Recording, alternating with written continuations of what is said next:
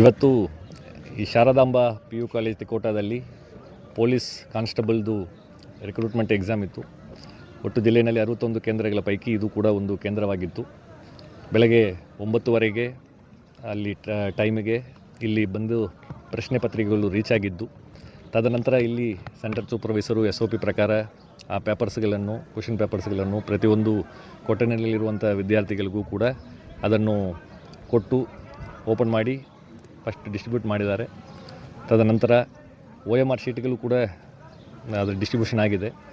ಆ ಸಂದರ್ಭದಲ್ಲಿ ಕೆಲವು ವಿದ್ಯಾರ್ಥಿಗಳು ಅವರಿಗೆ ಕೊಟ್ಟಿರುವಂಥ OMR ಶೀಟ್ನಲ್ಲಿರುವಂಥ ನಂಬರು ಮತ್ತು ಪ್ರಶ್ನೆ ಪತ್ರಿಕೆಯಲ್ಲಿರುವಂಥ ನಂಬರು ಹೊಂದಾಣಿಕೆ ಆಗ್ತಾಯಿಲ್ಲ ಅನ್ನುವಂತಹ ಒಂದು ಕಾರಣ, ನಾವು ಪರೀಕ್ಷೆ ಬರೆಯಲ್ಲ, ಇದು ಒಂದಕ್ಕೊಂದು ತಾಳೆ ಆಗ್ತಾಯಿಲ್ಲ ಅಂತ ಹೇಳಿ ಕೆಲವು ಜನರು ಆ ಪ್ರಶ್ನೆ ಪತ್ರಿಕೆ ಎಲ್ಲ ಮಾಡಿ ಹೊರಗಡೆ ಬಂದುಬಿಟ್ರು. ಹೊರಗಡೆ ಬಂದಾದ ಮೇಲ್ಗಡೆ ಇಲ್ಲಿ ಸೆಂಟರ್ ಸೂಪರ್ವೈಸರು ಮತ್ತು ಚೀಫು ಎಲ್ಲರೂ ಈ ರೀತಿಯಾದಂತಹ KEA SOP ಪ್ರಕಾರ ಒಂದು ಪ್ರಶ್ನೆ ಪತ್ರಿಕೆ ಮತ್ತು ಅದರಲ್ಲಿ ಏನು OMR ಸಪ್ರೇಟ್ ಇರ್ತದೆ, ಅದು ಎರಡಕ್ಕೂ ಕೂಡ ಒಂದೇ ನಂಬರ್ ಇರಬೇಕಂತ ಇಲ್ಲ. ಕ್ವಶನ್ ಏನು ಪೇಪರ್ ಇರ್ತದೆ ಅದರಲ್ಲಿ ಬೇರೆ ಬೇರೆ ವರ್ಷನ್ ಕೋಡ್ ಇರ್ತದೆ, A1 A2 A3 B1 B2 B3 ಅಂತ ಹೇಳಿ. ಆ ವರ್ಷನ್ ಕೋಡ್ ಆ ಪ್ರಶ್ನೆ ಪತ್ರಿಕೆಯಲ್ಲಿರುವಂಥದ್ದನ್ನು OMR ಶೀಟ್ನಲ್ಲಿ ನಮೂದು ಮಾಡಿಕೊಂಡು ಅವರು ಅಡ್ಮಿಟ್ ಕಾರ್ಡ್ನಲ್ಲಿರುವಂತಹ ರಿಜಿಸ್ಟ್ರೇಷನ್ ನಂಬರನ್ನು ಕೂಡ ಅವರು OMR ಶೀಟ್ನಲ್ಲಿ ನಮೂದು ಮಾಡಿಕೊಂಡು ಮುಂದುವರಿಸಬಹುದು. ಯಾವುದೇ ರೀತಿಯಾದಂಥ ಟ್ಯಾಗಿಂಗ್ ಆರ್ ಬೈಂಡಿಂಗ್ ಇಲ್ಲ ಕ್ವಶನ್ ಪೇಪರ್ಗೂ ಮತ್ತು OMR ಶೀಟ್ಗೆ ಅನ್ನುವಂತಹ ಮಾತನ್ನು ಹೇಳಿದ್ದಾರೆ. ಬೇರೆ ಬೇರೆ ಕಡೆಯೂ ಈ ರೀತಿಯಾದಂತಹ ಒಂದು ಗೊಂದಲ ಇದ್ದಾಗ ಅಲ್ಲಿರುವಂತಹ ಸೆಂಟರ್ ಸೂಪರ್ವೈಸರ್ಸ್ ಆ್ಯಂಡ್ ಚೀಫ್ಸ್ ಅದನ್ನು ಹೇಳಿದ ಮೇಲ್ಗಡೆ ವಿದ್ಯಾರ್ಥಿಗಳು ಮುಂದುವರಿಸಿಕೊಂಡು ಪರೀಕ್ಷೆಯನ್ನು ಬರೆದು ಸ್ಮೂತಾಗಿ ಕಂಪ್ಲೀಟ್ ಮಾಡಿದ್ದಾರೆ.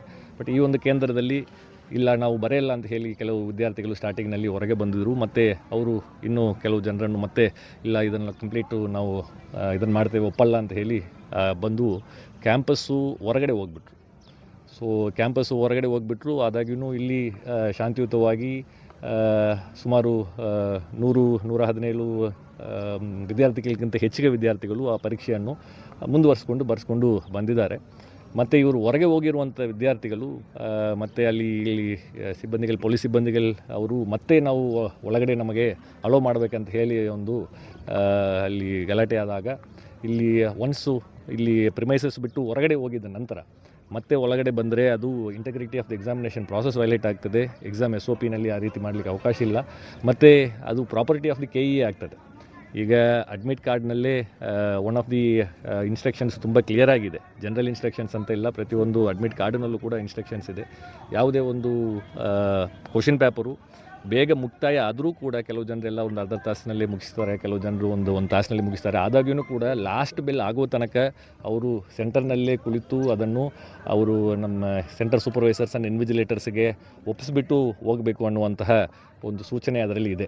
ಸೊ ಎಕ್ಸಾಮ್ ಕಂಪ್ಲೀಟ್ ಆಗೋದು ಮುಂಚೆ ಯಾವುದೇ KEA ಪ್ರಾಪರ್ಟಿಯನ್ನು ತೆಗೆದುಕೊಂಡು ಹೋಗಲಿಕ್ಕೆ ಅವಕಾಶ ಇರುವುದಿಲ್ಲ. ಆದಾಗ್ಯೂ ಹೊರಗಡೆ ಹೋಗಿದ್ದಾರೆ.